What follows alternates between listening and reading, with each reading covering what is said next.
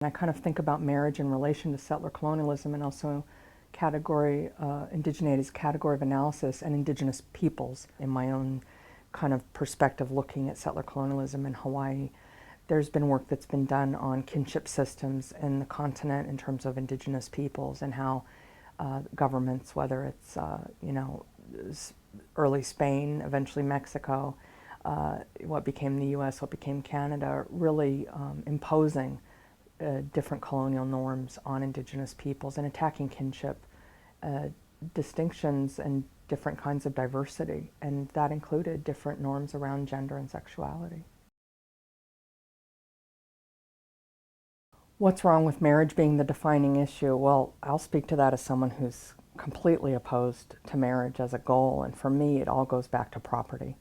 And it does go back to settler colonialism. And I mean, I think about British common law and its import in North America. I think about the missionaries who went to Hawaii from Connecticut and Massachusetts and imposed heterosexual marriage as a norm and, interfaced with what was then a new Hawaiian kingdom that was founded in 1810. The missionaries got there in 1820 and proceeded to try and eradicate indigenous practices of polyandry, polygamy, same-sex sexuality. They also, of course, found sibling, chiefly incestuous relationships in the name of producing high-ranking offspring repugnant, so they attacked that as well.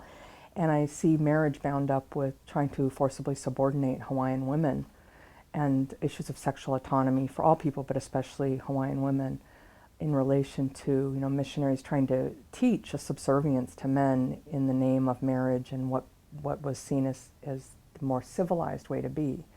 And I'm writing about that on something, how they saw these different practices and ontologies as savage sexualities. And so I think of it as completely integral to property because it is about a proprietary relationship. And to me, that's not disconnected from the missionaries also forcing Hawaiian land privatization and then also coverture for women so that women became conflated or converged their civic status with their spouses. And so to me, that relationship between land and genders and sexualities, with marriage sort of being a way to seal the deal, is about American property rights being sort of the bedrock of American society in many ways, and also individualized title being a marker of civilization around the globe at the time. And it's not that different from thinking about what constitutes normal couples, who's accepted, and the whole issue that we see around same-sex marriage. I know there's limits to the assimilationist critique, but there is that bid to say, well, we want to be married too. And so, the issue around marriage being problematic as a centerpiece, marriage and militarism, right? Military entry for LGBTs. I mean, to me, they're really like siblings in U.S. empire, and I see that around property and domination and proprietary relationships, to actually have an ownership model at the core of it.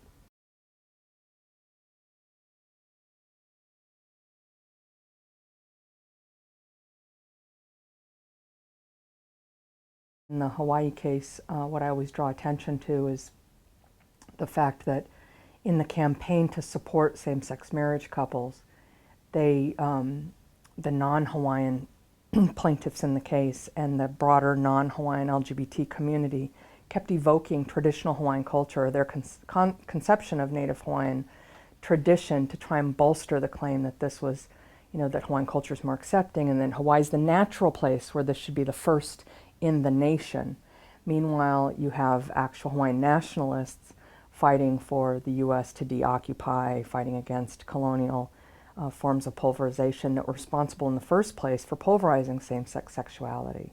And so I think about marriage as a colonial imposition, and that's how I understand it. LGBT and Mahu Kanaka Maoli, indigenous Hawaiians, were saying at the time of those same-sex marriage cases, the cases in the early 90s, around paying attention to the fact that queer Hawaiians, which I'll just use as a quick shorthand, were really trying to intervene on this civil rights struggle that was reifying the power of the 50th state. At the same time, Kanaka Maoli were challenging state authority, challenging U.S. domination in Hawaii, because you have, an 1893 U.S. military-backed coup, and then a unilateral annexation 5 years later in 1898. And so really challenging the U.S. and its subsidiaries at the same time people are evoking Hawaiian culture to try and gain state authority to marry them, and sort of the paradoxes and contradictions there. And these are LGBTQ and mahu, which is a category, a third gender category in Hawaii, you know, really calling that out with the non-Hawaiian